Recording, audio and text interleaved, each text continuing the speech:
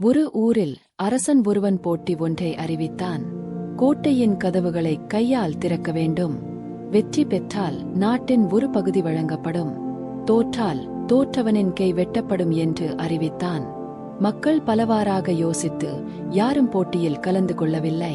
ஒரே ஒரு இளைஞன் மட்டும் போட்டியில் கலந்து கொள்ள முன்வந்தான். போட்டியில் தோற்றுவிட்டால் கையை வெட்டி விடுவார்கள். உன்னுடைய எதிர்காலம் என்னவாகும் என்று அனைவரும் அவனை பயமுறுத்தினார்கள். அவன் சொன்னான், நான் வென்றால் அரசன் ஆவேன், தோற்றால் கைகள் தானே போகும், எனது உயிரில்லையே என்று கூறிவிட்டு கோட்டை கதவை இளைஞன் தள்ளினான். என்ன ஆச்சரியம்! கதவு சட்டென திறந்து கொண்டது. ஏனென்றால் கோட்டை கதவுகளில் தாழ்பால் போடப்படவில்லை, திறந்துதான் இருந்தது. பல பேர் இப்படித்தான் இருக்கிறோம். தோற்று விடுவோமோ, எதையாவது இழந்து விடுவோமோ என்று எதற்கு முயற்சிக்காமலேயே எல்லாவற்றையும் இழந்து கொண்டிருக்கிறோம்.